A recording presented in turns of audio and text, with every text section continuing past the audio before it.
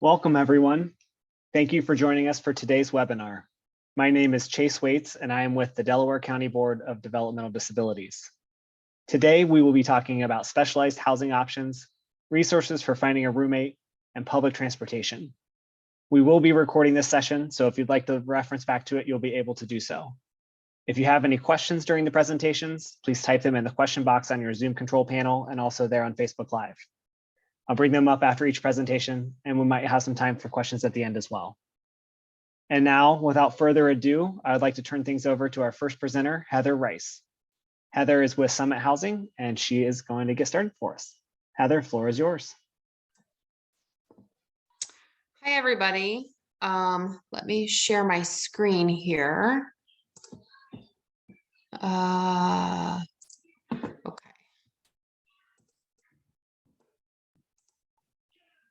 Okay. Can everybody hear me? We can hear you just fine, okay. Heather. All right, perfect. Okay, so I'm Heather Rice. I am with Summit Housing. I am the operations and property manager. And so we are Summit Housing Development Corporation. Our offices are located at 431 Broad Boulevard in Cuyahoga Falls, Ohio, in Summit County. And we are a nonprofit organization, and we are governed by a board of trustees, and we currently have 4 employees. We own 181 properties in 12 counties, and we serve over 500 tenants in those 12 counties. And what we do is we work closely with local DD boards and SSAs to help coordinate placement of tenants in our homes. In our mission, it has and always will be to develop and maintain safe and appropriate housing in an integrated setting for people with development and other disabilities. Our homes, obviously the health and safety of our tenants is the most important to us. And they're all carefully inspected by a licensed professional prior to purchase. And all of our homes include kitchen appliances that are maintained by us, as well as the rent payment includes lawn care and snow removal. So the number of tenants living in any of our homes varies, typically from 1 to 4 tenants. Usually it's 3 to 4, but we do have a few properties that have 1 or 2 tenants in them. Rental agreements are on a month-to-month basis. We do not require a security deposit. And if someone wants to terminate their lease, we just require a 30-day notice. And then for work orders for the properties, you just have to go online at summithousing.org and submit a work order, and then we dispatch the appropriate vendor or contractor to come out for those work orders. So we use Ohio Department of Developmental Disabilities CCA funds to facilitate in funding for the purchasing of our new homes, as well as we use their community residential renovation funds for renovation projects. And then if there's any shortfalls in the funding, that amount is absorbed by Summit Housing. And we are always working to improve our homes. We do, lots and lots of projects. We've always have lots of projects going on right now. We've got a handful.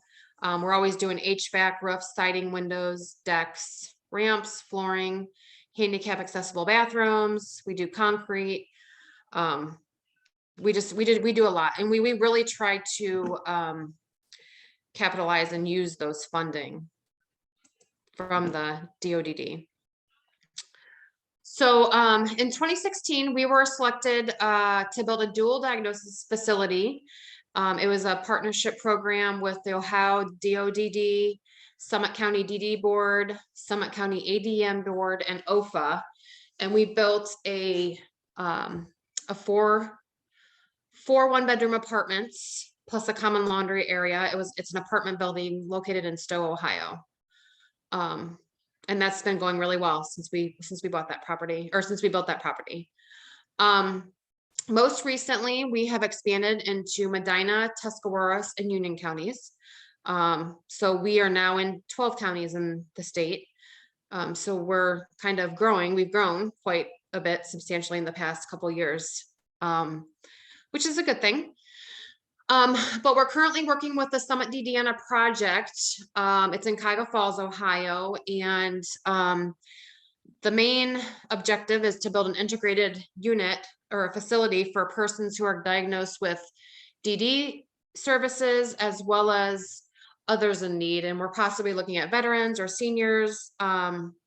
We've purchased this land for the project, but the works it's all in the works right now. We're still developing and discussions are underway for the project.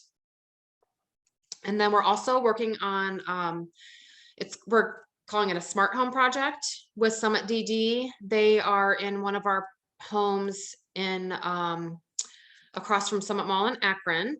And we are renovating one of our current properties, and they're going to showcase it to use as a smart home for smart adaptive equipment.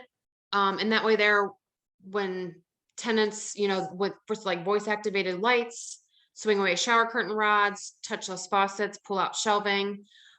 So they can show these to the tenants, possible tenants in other homes, so that they can see exactly what this equipment can do. So it's actually pretty cool. We just started that. So we're, that's going to be a fun project to see what happens with that. So specifically in Delaware County, these are, these are our maps. We have 23 units in the city of Delaware, and then we have 3 in Lewis Center, and we just most recently purchased 1 in Westerville, Ohio. So that's basically it. Does anybody have any questions or taking questions at the end? Let me see if there's any on Facebook Live for you. Hang on just a second. Perfect. I'm not seeing any, and none from our participants are signed in today, but thank you very much for your presentation. Okay, yep, you're welcome. Our next presenter is JC Okojie, Resident Support Coordinator with Delmore Dwellings. JC, whenever you're ready.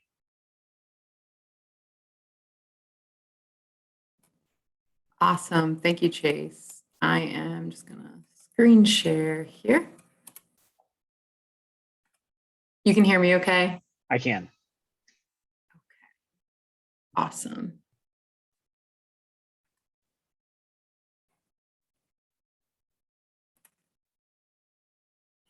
Okay, well, hi guys, my name is JC.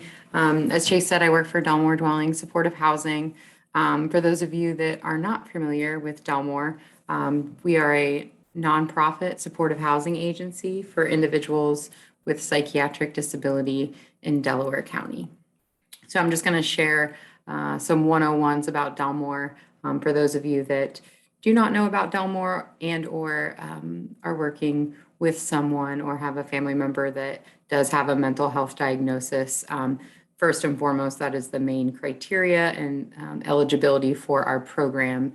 Because of our nonprofit status, we are 99, probably 0.999% funded by the Delaware Morrow Mental Health and Recovery Board. So I'm just going to kind of go over these slides as more of an overview, not line by line, but we've been around as a nonprofit for about 30 years, starting back in the 1990s. Our executive director, Jim Wilson, who is still with the agency, started Delmore Dwellings in partnership with the Mental Health Board around that time. We grew from just a couple properties at the time, old rehab projects, to now being in 3 different counties. We have about 140 total properties that we oversee. And we are still small but mighty in staffing. We have about 16 total resident support staff. That's the department that I run, where we provide supportive services to the residents that we house. And then we also have staff in our maintenance department and property management department. We have different types of housing development. We have some HUD properties in Delaware and Morrow. We have some of those, as I mentioned in the beginning, these old rehab projects, which are just homes or duplexes scattered throughout Delaware and Morrow County that we've rehabbed and turned into apartments to rent. We also have a new project called Courage Court that was funded through ODMH capital funding. It was the first tax credit project, and it's 40 units there. It was quite a project. We're about a year and a half in there and up and running. I kind of already shared about this, about our primary business relationship being the Delaware and Morrow County Mental Health Recovery and Services Boards. And for mental health treatment providers, while we are not clinicians, we are supportive housing providers. We do partner often with local providers, mental health providers, as they see and service a lot of our residents, which would be Southeast, Centero, Access Ohio are some of the local provider names for mental health treatment in Delaware County in particular. Delmore Dwellings offers a few different levels of supportive housing.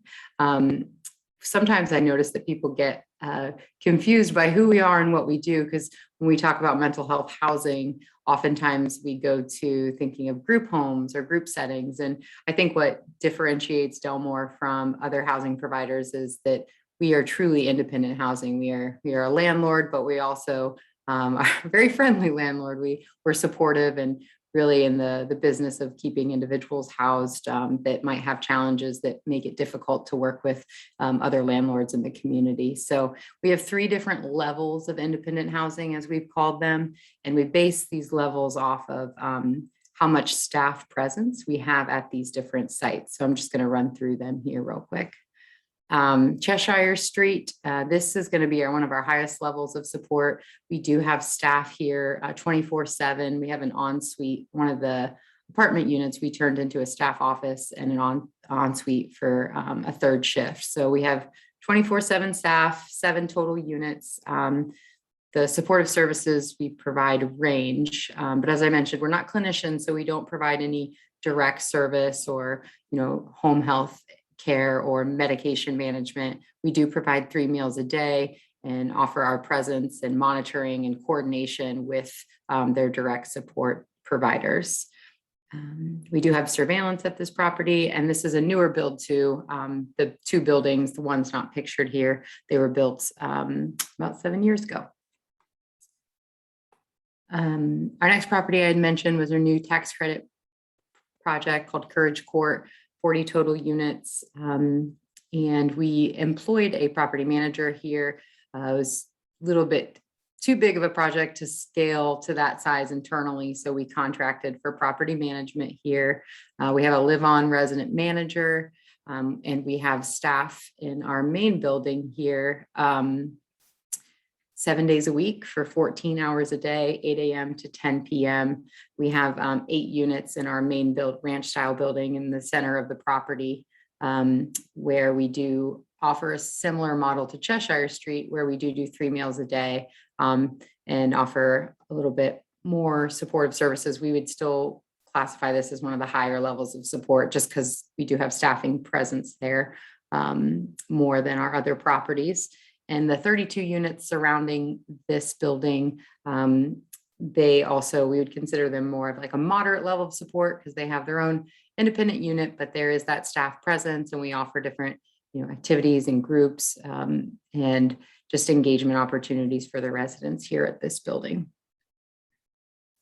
Park Avenue, we have a sites coordinator here who's there Monday through Friday, 9 to 5.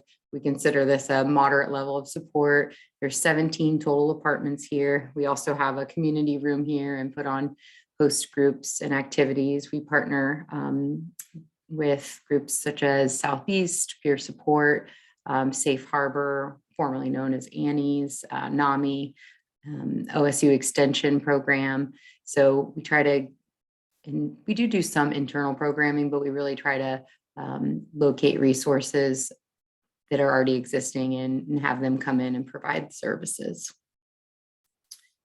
And then the rest of our housing is going to be considered our lowest level, which are just going to be scattered apartments, whether they're clustered together or more of those rehab projects, as I had mentioned earlier, throughout the communities. This is just an example of one of those properties, Ravine Ridge. It's more of a family style community here. We do house mostly individual adults with psychiatric disability, but we also do house families. So yeah, no staff here, but we do meet with these residents on appointment-based outreach appointments as on a more as needed basis. And so we have 60 total scattered site or lowest level of supportive housing throughout the counties. In closing here, eligibility and application process.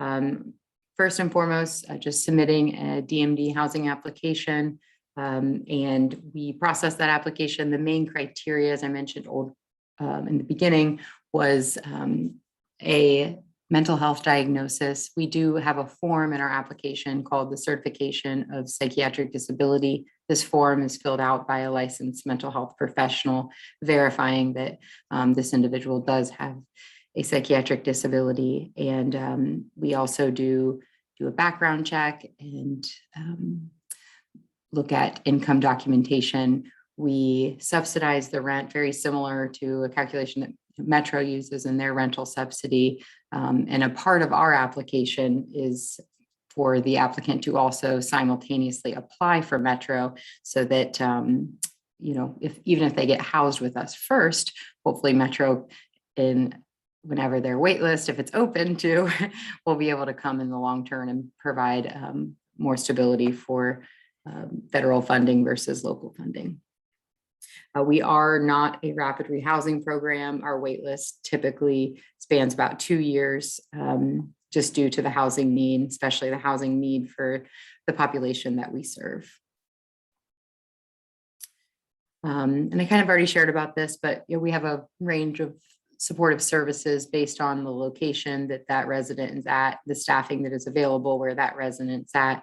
But we've really kind of dived into some more case management skills over the past few years, just with case management shortages in the community for the mental health community. So we do a lot of coordination of care and continue to learn and grow of how to just help our residents in ways that they might lack natural supports or other providers in their life. We kind of fill in the gaps as we see them and as they're needed, and just respond live time.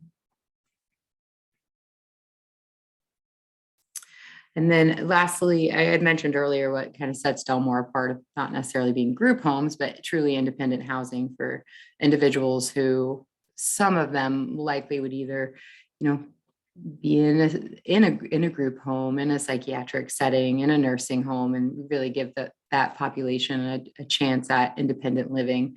And we partner with property management in our agency. We have operations meeting where we work with property management to identify the issues or where someone might be in lease violation, and try to figure out what we can do to avoid, that termination of lease or eviction by just supporting the resident and hoping for better outcomes to eliminate that lease violating behavior and help them to maintain their housing, and lean on community partners to help with that effort to keep these individuals safe and housed.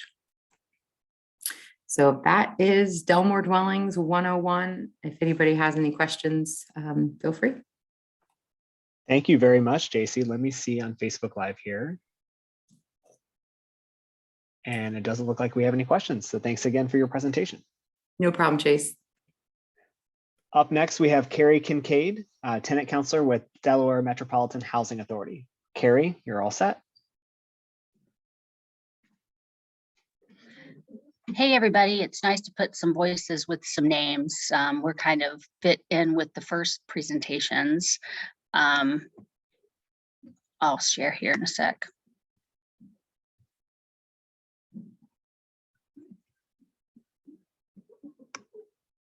And the sound you hear in the background, well, one of them is a siren, but the other is my bulldog eating a busy phone.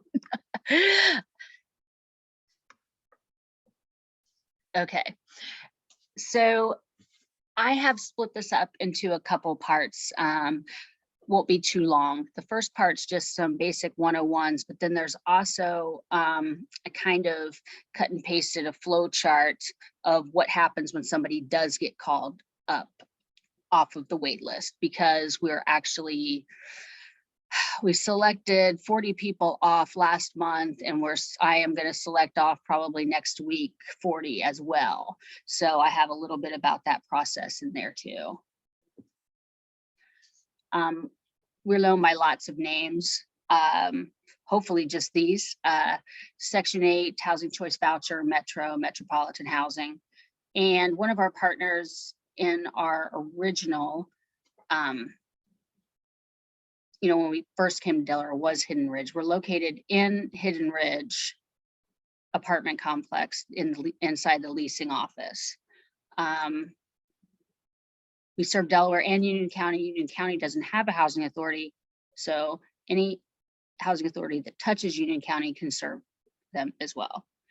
We are funded for 444 vouchers. Right now, we just have 431. So I'm pulling from the wait list.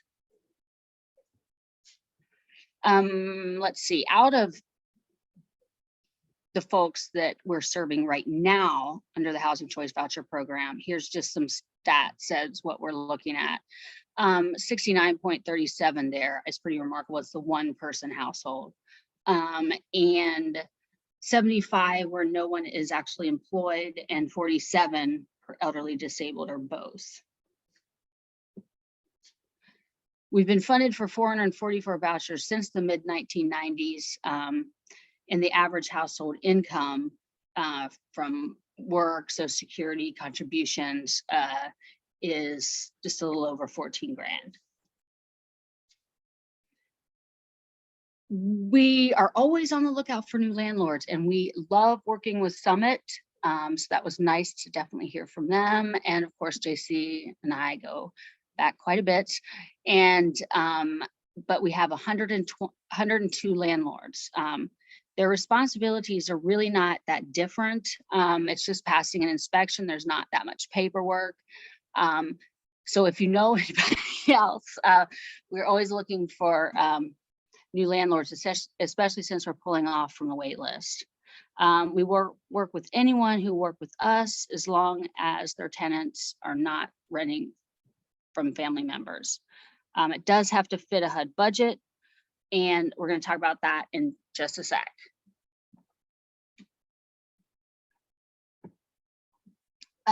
Calculating the budget, the payment standards, which is the average, what they determine the average of being in Delaware County, say, is $829 for a 1-bedroom. We take 30% of tenants' adjusted monthly income. I will give folks a deduction for disability, elderly, children. So that's their adjusted, and that is how much we will pay. So payment standard minus 30% is how much we'll pay. How much we pay plus 40% of their adjusted monthly income is how we come up with the HUD budget. And this, it's what one of our late great leaders, Cindy Cobble, used to say is your magic number.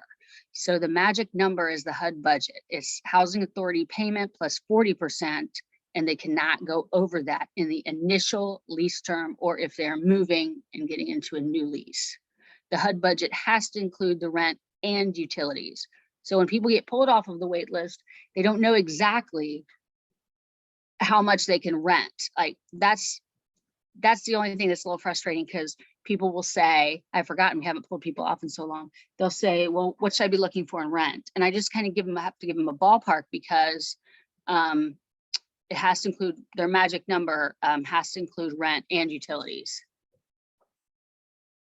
So an example with the COLA, with the cost of living increase in January of Social Security, many of our clients are getting $841 a month. So I take the payment standard minus 30% of that, adjusted with the deductions, is $587. That's the most we'd pay.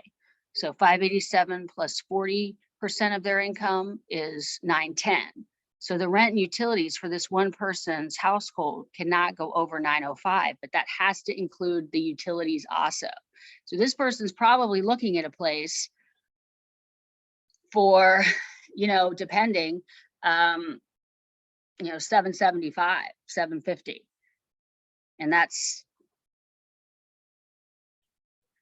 pretty low. for Delaware County. So we'd have to ask this landlord with a 829 payment standard, of course, the one bedroom. Muirwood Village, for example, has a $124 utility chart. They're all electric and they only pay trash. We'd have to ask them to lower the rent to $910, a difference of $48 a month. These days, I did see the day where it was people were very accommodating, getting people in, but the housing market just being what it is now, nobody really is going to lower rent to, you know, $50. Now, so I mentioned our wait list and we're pulling people off the wait list. Well, even after I pulled off the 40, we still have 1137 on the wait list. And I just threw in some stats there that I thought y'all might find interesting when they go on the wait list and what they qualify for, what bedroom. As you can see, I mean, it's clearly, you know, the one bedroom there. But a stat that I threw into the Housing Alliance presentation there, I thought it was interesting that 935 of the 137 households are female head of household. So I just threw this in here too, because I thought it might be interesting for some SSAs to have. I have it in nice, even prettier flow chart form. As a former teacher, I had to get that in there. And I sent it to Emily. So Emily has that too. It's you've been selected, you know, now what? So you can read that. It's just what we send to the people. I made that since we were selecting off. The wait list, like I said, there's still more than 1,000 people on it. I mean, we're looking at maybe 4 years. It's just a rough situation. I'm sure everybody is seeing that. Another thing that maybe I could throw out to you is, again, with Summit, it's pretty cool because they do separate leases, but we do have to break up those payment standards. I was saying, you know, $829 for a one bedroom is what we would issue those folks. But when they submit their request for tenancy, it could be a 3 or 4 bedroom. So we have to divide the payment standard by how many bedrooms there are, not roommates, but bedrooms. So in some cases, we will not pay very much, but that's just an FYI for people who have clients who are getting ready to get pulled off the wait list. I don't know when the wait list is going to reopen, because like I said, I mean, it could be 3-4 more years.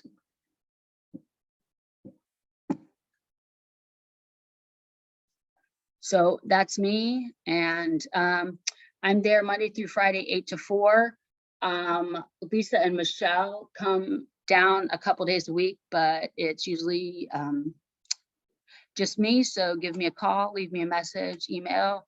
I try to get back with you the next day, and just let me know if I can help out. Thanks, Carrie. Let me check and see if there's any questions for you on Facebook. And it doesn't look like there are, so thank you again. Our next presenter is Emily Reminder. Emily is a service and support administrator here at the board. Emily, the floor is yours. All right. Let me.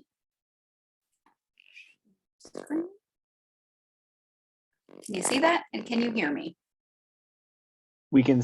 I can't see it, but I can hear you. But you're a little gargly. Ooh. You can't see my screen? I can. It says that you've started screen sharing, but I can't actually see it. Oh, that's interesting. Well, let me try that again.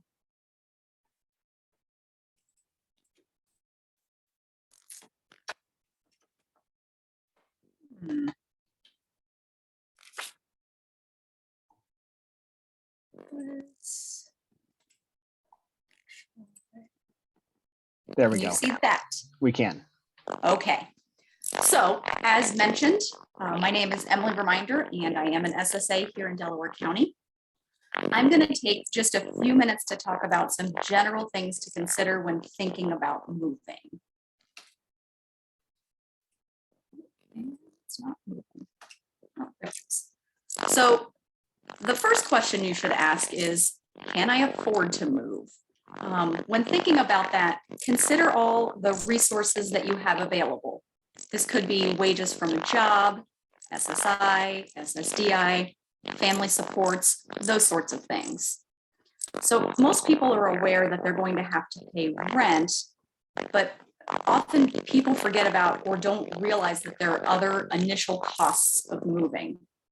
So in addition to rent, most landlords often require a security deposit, and typically that's equal to first month's rent. Other things that typically require deposits are utilities. So think about electric, gas, water, sewer, trash, those sorts of things. Another thing to think about is how you're going to furnish your home. Considering small items like trash cans and hand towels to some of the larger items like TVs and beds and couches. I always encourage families to begin collecting items once someone starts to think about moving. Oftentimes, and as Carrie from Metro mentioned, especially here in Delaware County, rent tends to be high. And a lot of times people find that they can't afford to live on their own. And so they're going to consider living with a roommate or two. People are encouraged to think about who that roommate could be, perhaps a family member or a friend or even a classmate who's looking to move. If no one comes to mind, your SSA can help you with that through what we call the roommate reach out process. So let's talk a little bit about what that can look like if you want your SSA to help you in this process. First, your SSA is going to have a conversation with you about your budget and look at what you can afford just to make sure everyone's on the same page. Next, your SSA is going to help you fill out a roommate reach out form.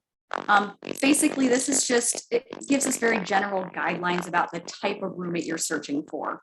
So it's going to ask things like gender, age range, pets, smoking, what part of the county you prefer to live in, those types of things. Once that form is complete and signed by either the person or their guardian, that name is added to our internal spreadsheet that is accessed by all SSAs. So that spreadsheet is basically a list of other people who are actively looking for roommates. Your SSA can also send an email out to their coworkers, making everyone aware that a roommate is being sought. While SSAs don't choose roommates for people, we do share information to determine if two people might be a good fit for one another. I want to emphasize, SSAs do not choose roommates for people. So if two people have been identified as possibly being a good match, the SSAs are going to contact their respective individuals and teams and share those details from that roommate reach out form. If all parties are interested, the SSAs can then help coordinate an initial meet and greet. While there's no exact number of meet and greets, I always encourage people to spend as much time together before committing to live with each other. So let's say meet and greets are going well and two people decide they want to move forward with moving in together. Both teams and families are going to have that budget conversation about what they can afford. You're also going to have to look for a place. I know we've heard from Heather with Summit Housing and JC with Delmore, specialized housing. We're also going to encourage looking at community landlords. Other details that those teams are going to have to work out are, deciding whose name the utilities are going to be in, who's bringing what into the home, those sorts of things. Another thing to consider is if home providers are needed, you're going to want to make that choice together. So just as a general rule of thumb, people who need 24/7 staff should choose one agency to work in the home. I know Chase said that he is monitoring for questions, but I'm going to say if you have any questions, I'm going to encourage you to reach out to your own SSA. Thanks. Thanks, Emily. Let me double check to see if there's any questions on Facebook, and it doesn't look like there are. So now we're going to change gears a little bit. We've talked a lot about housing, but we also wanted to focus on how people can get around. So we're going to pass things off to Tanya Lehman and Jenny Berry from Delaware County Transit.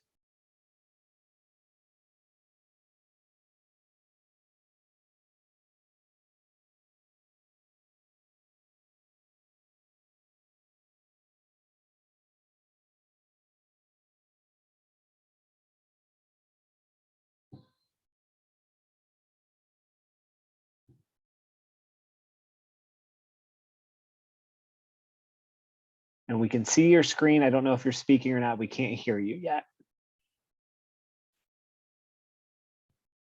There we go. How about that? That's perfect. Okay, sorry about that. Had to unmute.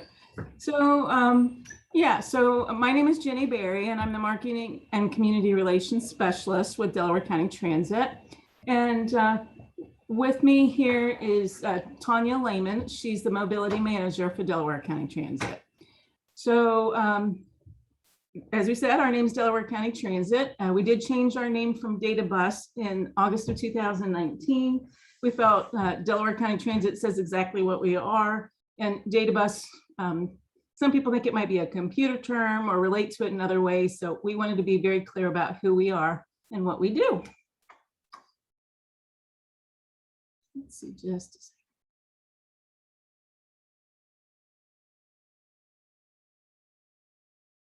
All right, and we are a government agency. We're an urban transit system, and that changed as a result of the census in 2010. And we are very similar to CODA, except obviously we're a lot smaller than CODA is in Columbus, but we're very in the same category of urban transit system like CODA is. We are governed by a 7-member board appointed by the county commissioners, and there's our slate of transit board members. You'll see Chase is there, calling you out, Chase. Our mission is to make lives better by connecting people to their community through safe and reliable transportation. And we value safety, customer service, accessibility, responsible stewardship, efficiency, communication, and flexible leadership. Our vision is a valuable resource supporting the community by providing a ride for anyone. This is where our office is. I captured a real pretty rainbow, so I thought that would be a good picture to show you. We're at 119 Henderson Court in Delaware near the industrial park. So if you ever need to come out to purchase a pass or to pick up something or to see us, that's where our offices are located. These are the vehicles that hopefully you see on the road and that would pick you up if you used our transit system. We have 24 vehicles in total. 23 of them are wheelchair accessible. One is actually a pickup truck for service. We have this 30-foot bus that was designed in part to help change the perception of transit in Delaware County, and it's used for larger trips and also for our flex service. And it's actually very maneuverable on the streets of Delaware and in the suburbs of Delaware County. All of the vehicles that we have bike racks except our minivans. They also have wheelchair lifts or ramps. Just as you all had to change things and do things to protect yourselves from COVID, we did too. We still require face masks, and that is an FTA rule that everyone riding the transit system still wear a face mask. We do vehicle deep cycle cleaning. We have hand sanitizing dispensers on all the vehicles, and that is still going on to keep you safe. You do have to have exact fare when you pay. Before COVID, we did have 5 fixed routes, and that's where the buses stop on a regular schedule at certain places. So there were 4 in Delaware City and 1 that traveled down 23, as you see from this map here, and connected to Crosswoods and met with the CODA bus. So when COVID happened, we suspended these routes, and we actually replaced these city routes, the Delaware City routes, with a service called Flex that we'll talk about in just a moment. But Flex is actually kind of better than these Delaware City routes. So we'll talk about that. I'll show you that in a second. The green route that we have here is suspended currently until March 31st. So that route is to be determined, but none of those routes currently run at all. So Flex, this is Delaware City Flex. It's a same-day service. We pick you up at the location that you request and drop you off where you request. It's only $1 each way or less. 50 cents for seniors 65 and older, and kids 18 and under. It is a curb to curb service, and it's 6 a.m. to 6 p.m. Monday through Friday. We also have a demand response service, and that's call ahead at least before noon, the day before pickup, up to 2 weeks in advance. It's anywhere in Delaware County, Monday through Friday, 6 a.m. to 6 p.m. It is as availability permits. And the cost of the demand response ride increased when Delaware County became an urbanized area, and federal funds were greatly reduced back when the census brought us from a rural system to an urbanized system. So that changed the way we were funded, and then we had to change the cost of a demand response trip. So this is a chart of our actual fares. So it shows flex and the dollar or 50 cents. And then the demand response in the rest of the county, it shows based on miles how much that cost is. So it starts at $8, and you see it goes up from there. So I'm going to let Tanya here explain just briefly what paratransit service is. The paratransit service is for the individuals that cannot utilize what were the fixed routes. Now it's the flex. So there are some stops on the flex service that doesn't go to the door. And for those individuals that wouldn't be able to be dropped off at the shelter or have to wait for the next bus, that kind of thing, they would then go through the paratransit service. And it's Delaware City, and it's $2 each way. And they would have to be qualified, eligible to receive the service. There is an application process, and then also an in-person. Right now, we're also doing phones. They can call in, and we can do the paratransit assessment on the phone at this time. So generally speaking, it is an in-person assessment, and then we can get them approved for the service. All right, and personal care attendants, ride free when they're approved? Yes. Okay. And for the demand response in Delaware County, when the rates went up, SourcePoint helped us quite a bit and supported us.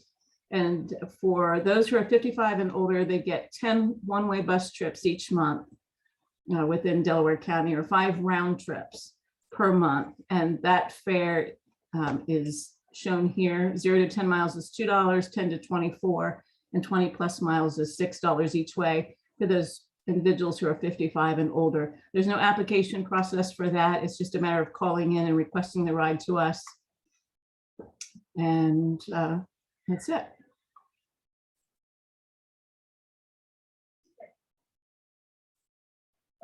All right. Can I use a pass to ride the DCT bus? Yes, you can. You can mail a check or money order. You can purchase a pass over the phone and use a credit card, or you can purchase a pass in person at our office under the rainbow. So we have fare cards. They look like this. They do say DCT or Delaware County Transit, but they're up to $20. So you can purchase a fare card. You can also buy them in any increments up to that $20. So we do also have a website, and I'm going to have Tanya tell you a little bit about the website. The website is for folks that are looking for different modes of transportation, whether that be a charter. We get a lot of people that call in and they need a wedding party transported from a venue to a church or vice versa. And so what we have on this website is the contacts that we know of that would provide such service, because we cannot provide that. So the website is just a very good tool for those that are utilizing, whether it's transportation or how do I pay for my transportation. And that's another resource in this website. And if they have any questions, they're more than welcome to reach out to us, and we will answer any question that they might have.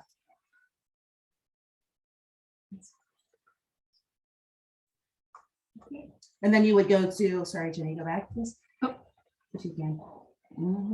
But the website there is DelawareMobility.com. So if you guys know of anyone that would benefit from that, have them go to that website and check it out. Yeah, I'm sure. Yeah, DelawareMobility.com. All right, just to show you the amount of trips that we're providing, we provided. Jenny, we can't see your screen anymore. Oops, okay, hang on.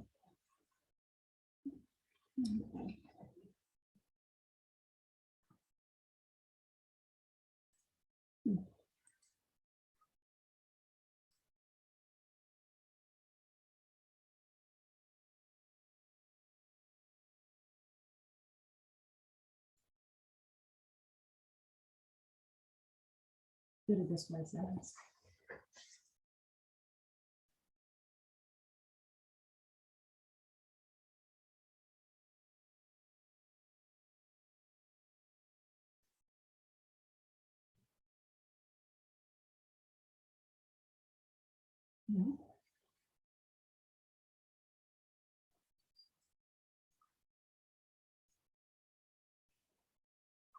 All right, Chase, I don't know why, but there's just a few more slides, so I'll go ahead and. Oh,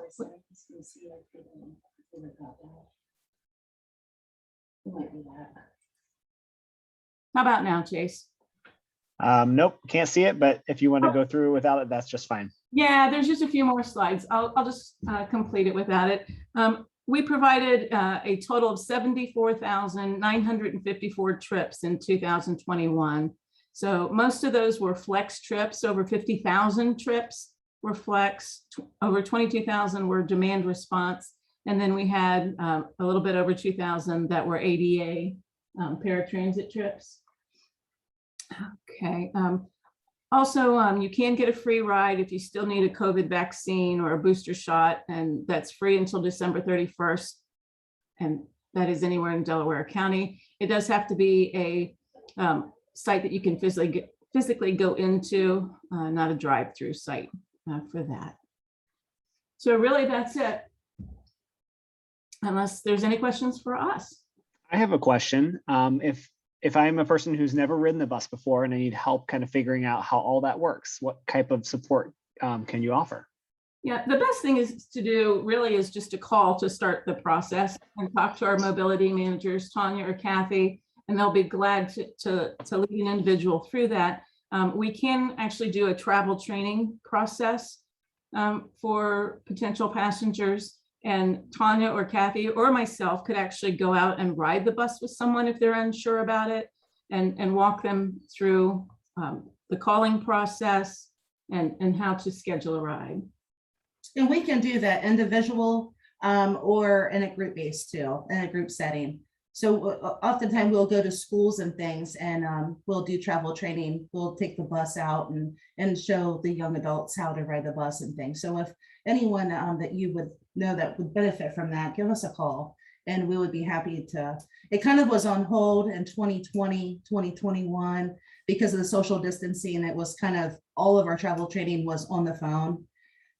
We weren't like in person. So we're getting back to doing the in person. So if anyone would benefit from that, give us a call.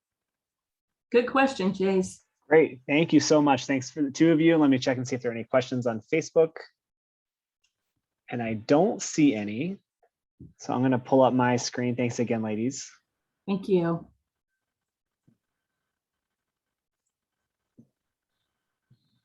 And this does conclude the February session of our Discovery series. We hope that you found this information useful. Please mark your calendars for our next session, which will be on March 8th, beginning again at 6:30 on Zoom and Facebook Live. We will have information about Medicaid and waivers. You can register at dcbdd.org/discovery series. Thank you again for joining us today, and we'll see you again next month.